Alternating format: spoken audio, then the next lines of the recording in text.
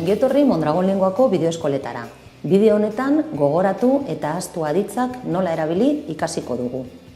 Gogoratu aditzarekin izan aditza erabiliko dugu eta zertaz kasua ere erabiliko dugu. Horrela, ez naiz ezertaz gogoratzen edo atzo esandakoaz gogoratzen naiz. Bestela esango dugu hauxe, ez dut ezer gogoratzen edo ez dut atzo esandakoa gogoratzen. Ahaztu aditzarekin ere bi aukera ditugu. Nork erabiliz, nork ahaztu du, Irenek ahaztu du, edo nori erabiliz. Nori ahaztu zaio, Ireneri ahaztu zaio.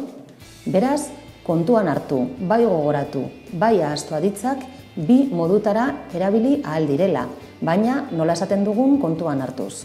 Goazen praktikatzera. Zein da aditz egokia? Mireni euritakoa ahaztu, hori da, zaio.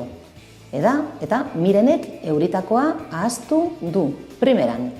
Ander zutaz gogoratzen da, erreza ez da? Anderrek hori gogoratzen du, oso ondo. Beraz, gogoratu. Gogoratu dut, gogoratu naiz, ahaztu zaie edo ahaztu dute esan ahal dugula, baina ez ahaztu erabili behar duzun aditza zein den. Agur!